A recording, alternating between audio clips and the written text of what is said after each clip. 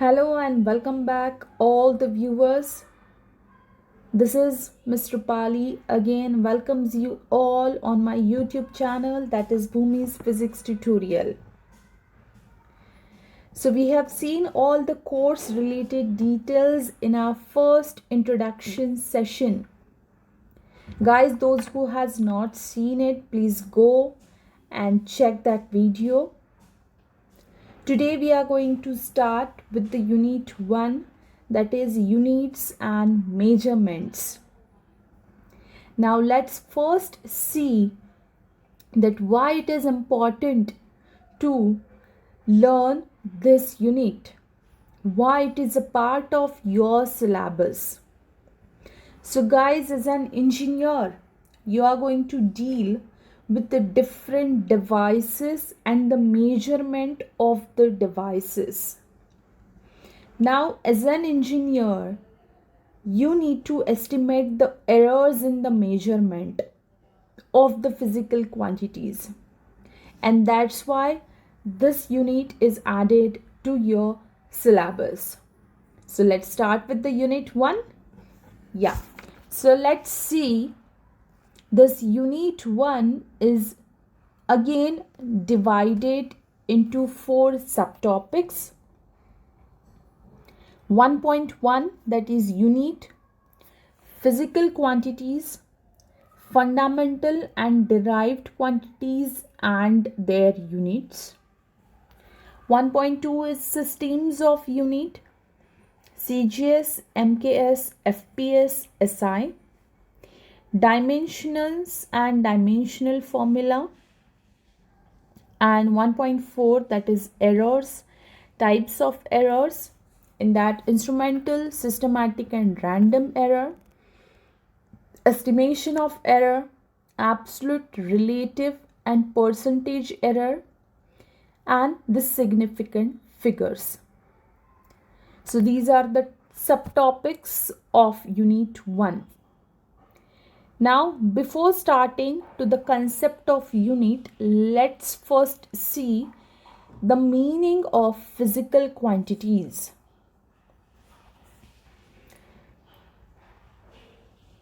So the meaning of physical quantity is very easy.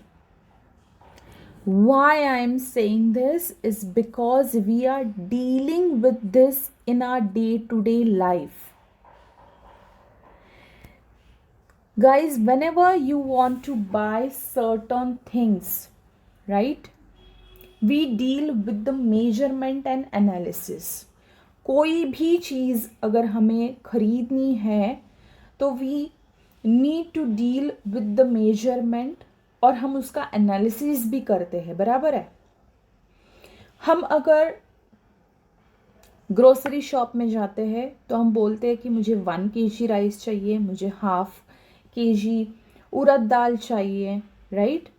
सो हमें not only in the grocery shop, अगर हम vegetables या fruits खरीदने के लिए भी जाते हैं तो हम क्या बोलते हैं कि मुझे 5 kg मैंगोज चाहिए, मुझे 1 kg एप्पल चाहिए, मुझे हाफ kg कीवी चाहिए, बराबर है. So in that way we tell the amount of that thing which we wish to buy and we pay for that thing also, बराबर है. जितना हमें मिलेगा उतने के लिए ही हम पे करने वाले हैं, बराबर है. तो यहाँ पे मेजरमेंट एंड एनालिसिस बोथ चीज़ों का हमने यूज़ किया है. अगर हमारे पास कम पैसे हैं तो हम कम अमाउंट जो है वो खरीद सकते हैं, बराबर है. तो अकॉर्डिंगली हम क्या करते हैं कि जो भी हमें चाहिए है उतनी हम क्वांटिटी जो है वो सेलर को बोलते हैं कि मुझे इतना इतना अमाउंट इसका दे दो, राइट. सो जब भी हम ये बोलते हैं लाइक मुझे 5 kg मैंगोज चाहिए, तो हमने यहाँ पे क्या यूज़ किया, तो मैंने एक तो 5 मतलब मैंने उसको कितनी मुझे क्वांटिटी चाहिए वो बोला, एंड kg मतलब मैंने क्या यूज़ किया, तो यूनिट, बराबर है. बिकॉज ये मास मेजर करने के लिए यूज़ किया है, बराबर है. तो मुझे 5 kg मैंगोज चाहिए तो मैंने उसके लिए 5 मतलब एक नंबर बोला और केजी मतलब यूनिट बोला, and this is nothing but the physical quantity. तो ये फिजिकल क्वांटिटी क्या है? तो it's simply a quantity that can be measured and expressed in terms of unit and a number associated with it. This is very simple. Got the point? Another example मैंने यहाँ पे दिया है कि मुझे 500 ग्राम कोरिएंडर चाहिए। तो हम क्या बोलेंगे? मुझे 500 ग्राम कोरिएंडर तो दे दो। तो 500 ये क्या हो गया? ये एक नंबर हो गया, और ग्राम क्या हो गया? उसका यूनिट हो गया, राइट? मुझे 1 लीटर दूध चाहिए, तो एक क्या हो गया? नंबर हो गया। लीटर क्या हो गया? यूनिट हो गया। तो कोई भी चीज़ अगर हमें खरीदनी है तो we tell the number associated with the unit. So इस तरीके से वो जो भी सेलर है वो मेजर करेगा और हमें जो चाहिए वो दे देगा। समझ में आ गया? So there are a number of physical quantities, या but we don't require all of them to understand. We just need to focus on the fundamental physical quantities. Okay? तो physical quantities क्या है समझ में आ गया? तो it's just a number associated with the unit. तो हम दूसरी लैंग्वेज में ये भी बोल सकते हैं कि it's an algebraic multiplication involving the product of the numerical value and its unit. तो अगर आपको फीचर्स पूछे फिजिकल क्वांटिटी के तो आपको क्या बोलना है? सो it's a numerical factor and a unit in which we are expressing the given measurement. That's it. So because of these physical quantities our life becomes very simple, right? Because measurement helps us to determine the amount of the given set of objects. हम ये fix कर सकते हैं, हम ये determine कर सकते हैं, बराबर है? Now life before the physical quantities that involves a lot of confusion, chaos and ambiguity. Why? Because उस वक्त मेजर करने के लिए कुछ था ही नहीं. There was no any standard for measurement. हम उस वक्त ये नहीं बोल सकते थे कि मुझे 1 kg, मुझे 5 kg, मुझे 500 ग्राम, ये हम यूज़ ही नहीं कर सकते थे बिकॉज उस टाइम पे स्टैंडर्ड ऑफ यूनिट्स थे ही नहीं. तब क्या होता था? चीज़ें जो भी चाहिए उसके लिए एक्सचेंज करना पड़ता था. ओके कि आप मुझे ये दे दो तो आपको ये मिलेगा. सो इन दिस वे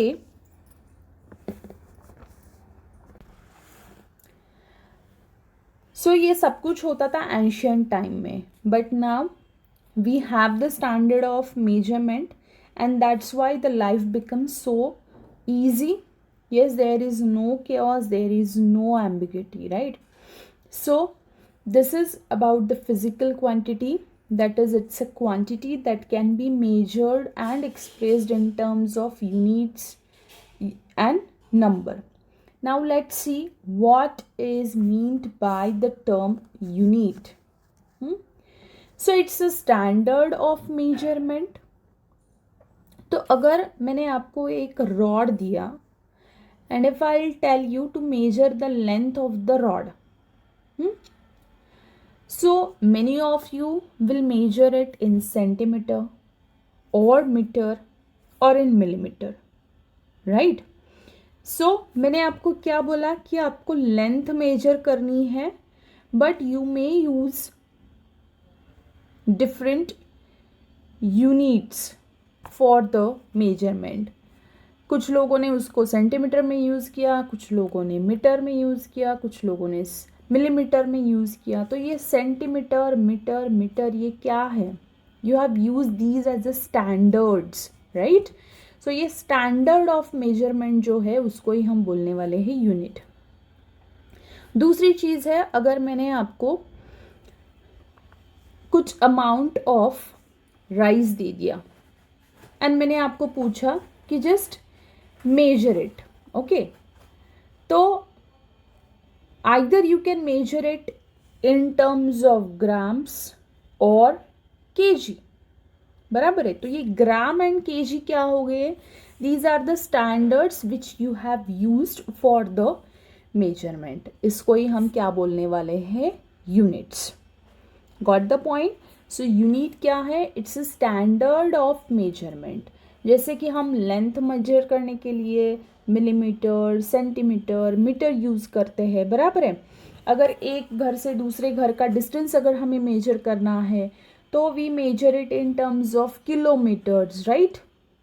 और अगर हमें कुछ फ्लूइड मेजर करना है तो हम उसे लीटर्स में मेजर करेंगे, ml में मेजर करेंगे। So all these are the standards which are used for the measurement, जिसको हम बोलने वाले हैं यूनिट्स।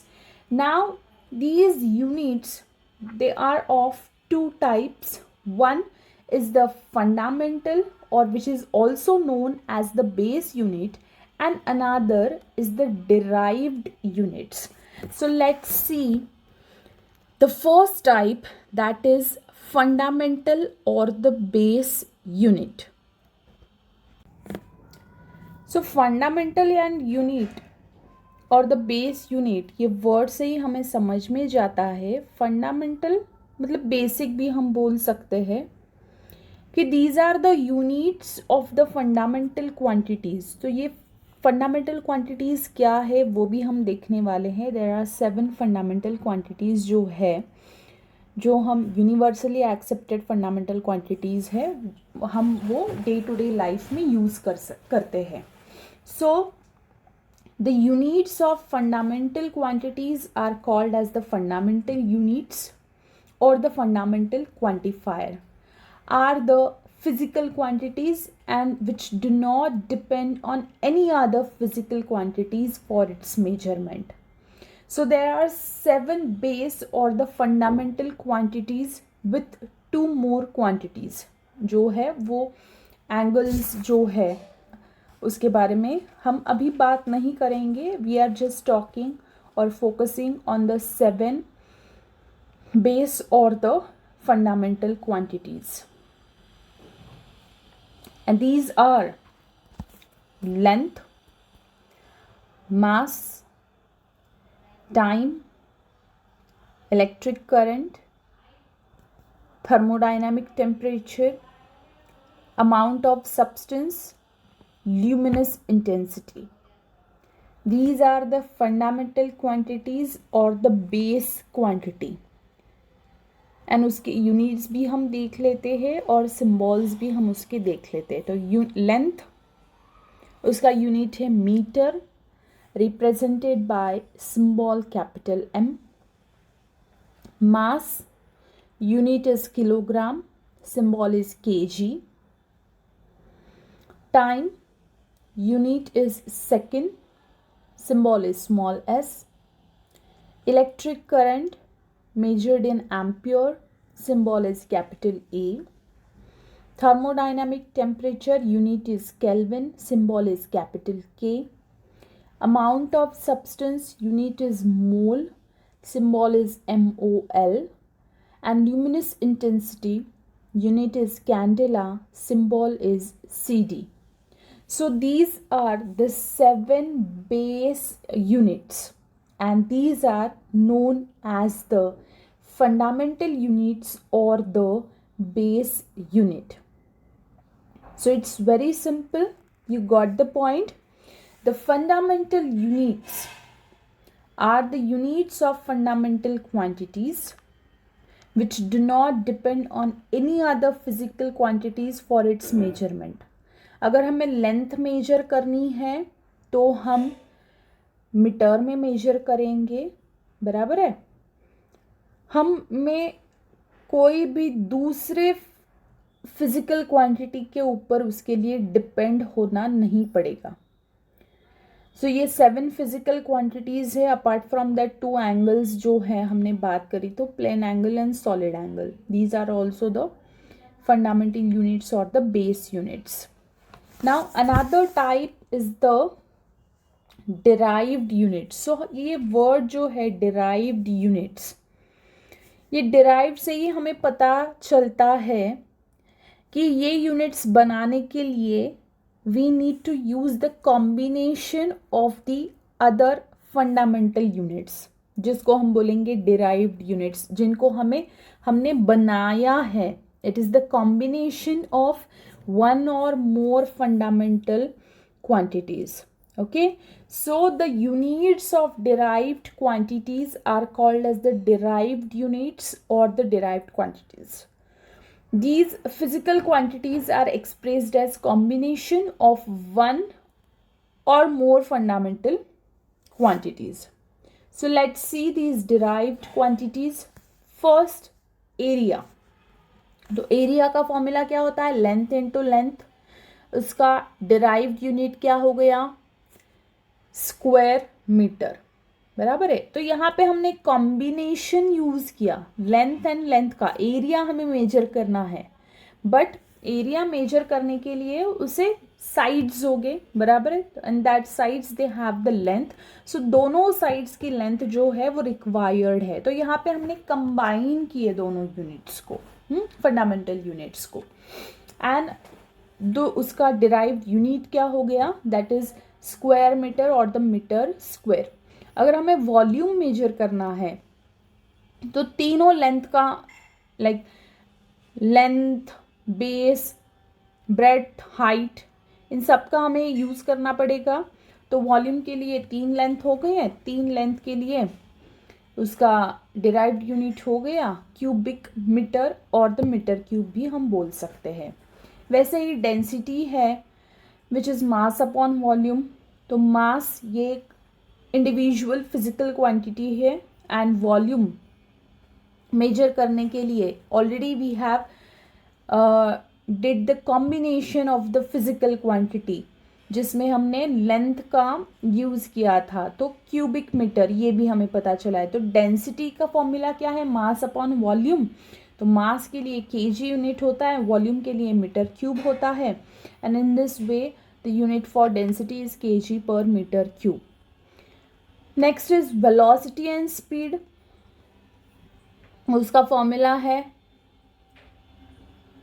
Distance upon time. तो डिस्टेंस हम मेजर करेंगे लेंथ में, टाइम मेजर करेंगे सेकंड में. तो लेंथ के लिए यूनिट है मीटर, टाइम के लिए यूनिट है सेकंड. तो मीटर एंड सेकंड ये दोनों अलग अलग इंडिविजुअल फिजिकल क्वांटिटीज़ हैं, राइट. सो यहाँ पे हमने क्या किया? कंबाइन किया उन दोनों को और एक यूनिट बनाया for the velocity and the speed which is the derived unit. So whenever you are going to use the combination of the individual or the base units, तो वो जो भी यूनिट बन जाएगा that will be the derived unit. Okay, so derived quantities कौन से है? just have a look at it. area, volume, density, velocity, speed, acceleration, force, energy and work, power, pressure and thrust, momentum, charge, potential difference, resistance. So these are the derived quantity. So जो 7 base और the fundamental quantities हमने जो देखे उसे combine करके जो भी अलग यूनिट प्रिपेयर होने वाला है उसको हम derived unit बोलने वाले हैं. Okay, so in this video guys we have seen what are the physical quantities, what is meant by the unit, and how these units are divided into 2 types, that is fundamental or the base unit and the derived units.